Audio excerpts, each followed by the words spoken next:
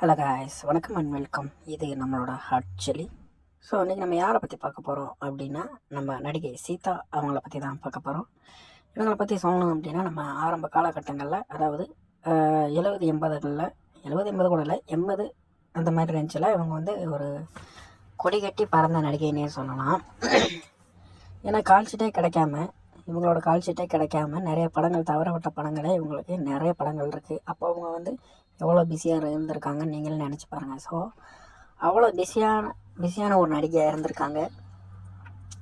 இவங்களை வந்து அறிமுகப்படுத்திய ஒரு டைரக்டர், அது யார் அப்படின்னா நம்ம பாண்டியராஜ் அவர் தான். ஸோ இவர் வந்துட்டு அவர் படத்தில் கதாநாயகியை அறிமுகப்படுத்தினார். ஸோ எப்படி இவங்க கதாநாயகி ஆனாங்க அப்படின்னு பார்த்தீங்கன்னா, அது வந்து ஒரு ஆக்சிடெண்ட் தான். ஆக்சிடெண்ட் கூட சொல்ல முடியாது. ஒரு எப்படி சொல்கிறதுன்னா, அவங்க அப்பா வந்து ஒரு ஆர்டிஸ்ட்டு தான். ஸோ அவங்க அப்பா மூலியமாக ஒரு கல்யாணத்துக்கு போகும்போது, அந்த கல்யாணத்தில் வச்சு டைரக்டர் பாண்டியராஜ் பார்க்கும்போது அப்பா வந்து இவங்க 10ஆம் கிளாஸ் தான் படிச்சுட்ருக்காங்க. ஸோ 10th படிச்சுட்டு இருக்கையில் அவங்க பார்த்து அவங்க அப்பாட்ட கேட்டிருக்காங்க, உங்கள் பொண்ணை நடிக்க வைக்க முடியுமா அப்படின்னு சொல்லி கேட்டிருக்காங்க. ஸோ அவங்க அப்பாவும் சொல்லியிருக்காரு, இந்த ஒரு படம் நடித்து பாரு. இவங்க வந்து ஆரம்பத்தில் வந்து மறுத்துருக்காங்க, இல்லை என்னால் முடியாது, ஒரு தயக்கத்தோடு தான் இருந்திருக்காங்க. ஸோ அவங்க அப்பா வந்து கம்பல் பண்ணி, பாரு நடி, இந்த ஒரு படம் நடிகை, உனக்கு வந்து ஓகேன்னா பண்ணு எடுத்த படங்கள், அதுக்கப்புறம் உனக்கு ஓகே இல்லைன்னா பண்ணாதான், அந்த மாதிரி சொல்லியிருக்காரு. ஸோ இவங்களும் வந்து அதேமாரி பண்ணியிருக்காங்க. ஸோ எந்த சிக்கலும் இல்லாமல் அந்த படம் முடிஞ்சு ஒரு மிகப்பெரிய வெற்றி அடையுது. இவங்க வந்து அதுக்கு முன்னாடி வந்து படமே பார்த்தது கிடையாது. சினிமா அந்த மாதிரி ஒரு கனெக்ஷன் இல்லாமல் தான் இருந்திருக்காங்க. அவங்க அப்பா சினிமாவில் இருந்திருக்காங்கன்னு மட்டும்தான் அவங்களுக்கு வந்து தெரியும்.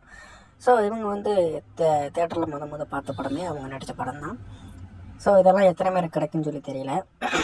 ஸோ ஒரு ஸ்கூட்டர் எடுத்துக்கிட்டு அவங்களும் அவங்க அப்பாவும் படம் பார்க்க தேட்டருக்கு போயிருக்காங்க. ஸோ முதல் படம் அப்படின்றனால இவங்களுக்கு வந்து சம்பளமே கிடையாது. முதல் படம் அப்படின்றனால இவங்களுக்கு வந்து சம்பளம் கிடையாது.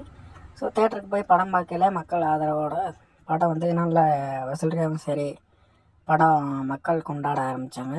ஸோ ஸ்கூட்டரில் போன இவங்களுக்கு சம்பளம் இல்லாதனால அந்த படத்தினுடைய ப்ரொடியூசர் இவங்களுக்கு வந்து ஒரு அம்பாசிடர் காரை வந்து பரிசாக கொடுத்துருக்காங்க. ஸோ ஸ்கூட்டரில் போன அவங்க தேட்டர்லேருந்து காரில் தான் வீட்டுக்கு போயிருக்காங்க.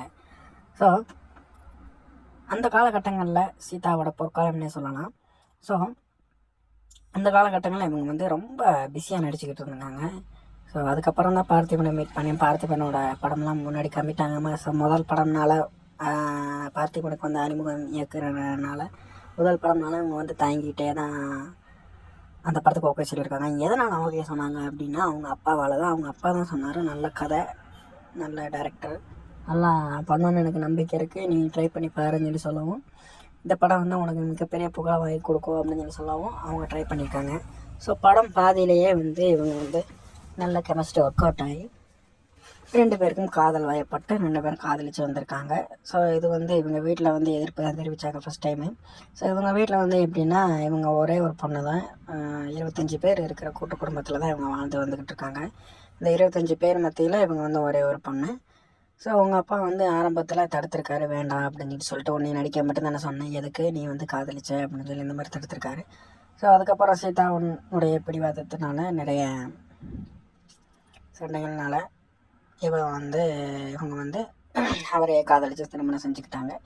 அப்போ வந்து தமிழ்லையும் சரி, தெலுங்குலையும் சரி நிறைய படங்கள் நடிச்சிருக்காங்க. ஸோ அதுக்கப்புறம் வந்து மலையாளத்துலேயும் காலடி பதிச்சாங்க.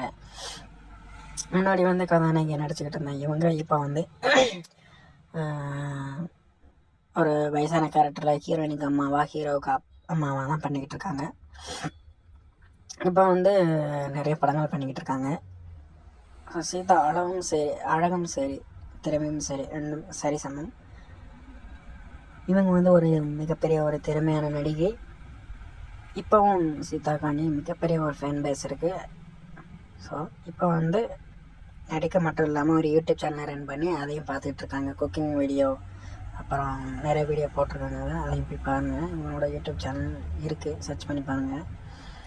ஓகே, நீ அடுத்து யாருக்கு வீடியோ பண்ணணும்னு சொல்லி கமெண்ட் பண்ணுங்கள். நன்றி, வணக்கம். இது உங்களோட ஹாட் சில்லி. மேலும் நீங்கள் கொடுக்குற சப்போர்ட்டுக்கு ரொம்ப ரொம்ப ரொம்ப நன்றி. ஸோ நன்றி மக்களே. இந்த வீடியோ உங்களுக்காக பார்த்து என்ஜாய் பண்ணுங்கள்.